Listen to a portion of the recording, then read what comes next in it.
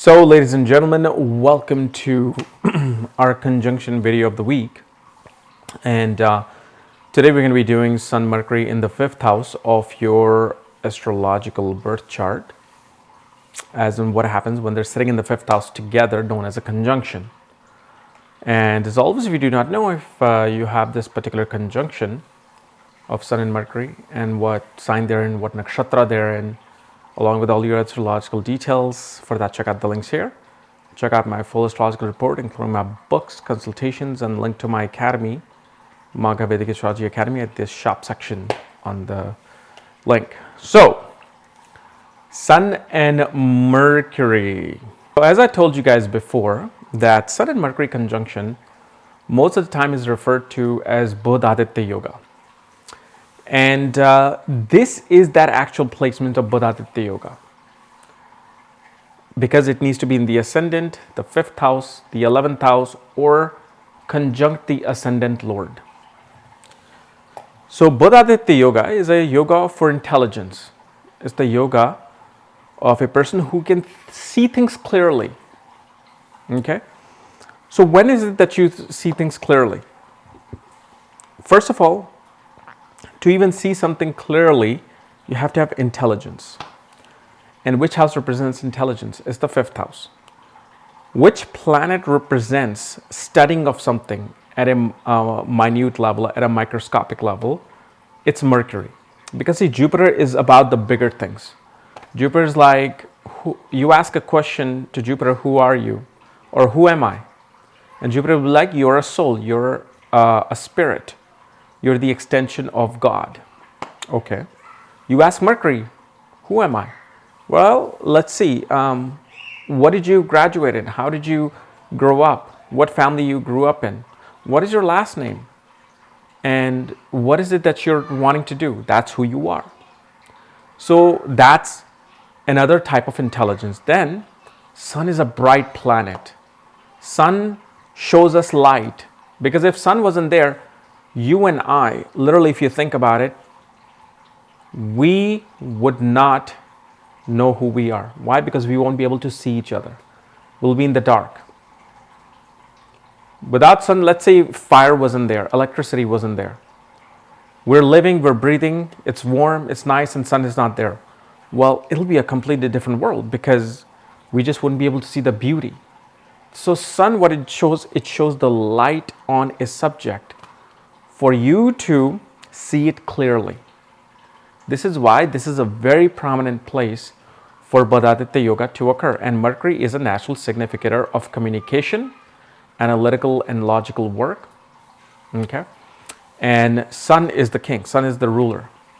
So what happens here, a person becomes very good at actuary related work. A person becomes very good at dealing with paperworks, administration. Somebody who's able to look at all the details and make sure things are correct. They can see clearly. Has the mistake made in any of these documents or in this project that I'm managing? So project managers are seen with Jupiter, Sun, Mercury in the 5th house. And project manager could be anything. You can be a project manager without even having that title. You could be, let's say, constructing something in your home and you're creating this plan and you're like, okay, I need to execute this first, this second, because you see things clearly. You're using your intelligence. You're using your skill, which is a Mercury. And usually with this position, a person can also become a great mathematician because Mercury represents measurement of things. Sun represents physics. And combination of those requires mathematics. So it becomes quite a good position for a mathematician, especially when these two planets are in a technical sign, like Aries, Gemini, Leo, Scorpio, Sagittarius, Capricorn. Now, with this particular conjunction, we see that a person also has a great flair for writing. Whether they can write books or they can write financial reports, they can write great emails and messages, sales scripts. So one becomes very good at that. Mercury and Sun here will also bring favors to a person in politics, in political affairs, politically handling things. And again, this doesn't have to be related to government and some political party. You could be resolving political issues in office space, in your personal life, between your kids. It requires intelligence. Like, I don't have that intelligence to politically, cool things down. I'd be like, you're wrong, get out of here. That's how I'll be like. But this person is like, okay, listen, both of you, this is what's happening, this is what's going on, and you guys are misunderstanding each other. So they become a great mediator because of the fact they can use their intelligence to the brightest of, its capability. Like, for example, if I was to turn all these lights off, you won't see anything, you will just hear me talk. But what adds on to me teaching you these things is the lights, is you seeing me, is you seeing my mouth move. And somehow that whole thing you'll be able to understand. Now, of course, if you have a Saravan Nakshatra in your birth chart dominating, then you don't need to see me. You'll just listen and you will understand. So we can go into those type of depths. This is also the position where the firstborn child will raise the status of the individual. Usually I've seen this happen in paternal side, meaning the father. So when your child is born, suddenly the father's status rise. People start respecting the father.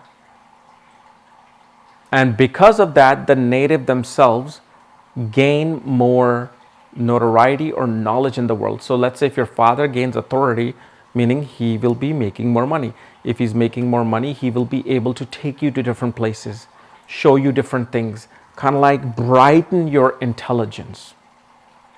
So this is a true Budha Aditya Yoga. And even if it's combust, believe me, I've seen too many combust Mercury or Mercury and Sun relationship where a person is just doing just fine academically.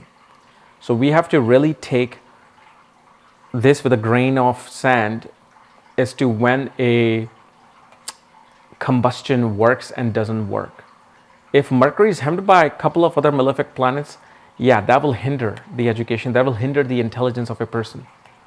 But just Sun and Mercury alone will not really do much, even if Mercury's combust. Okay, so this was my analysis, guys, for Sun and Mercury conjunction, known as Budha Aditya Yoga. If you're new to my channel, subscribe below. And if you don't know where this particular conjunction is in your chart and all the astrological details, check out the links here. Otherwise, we'll see you tomorrow. Bye-bye.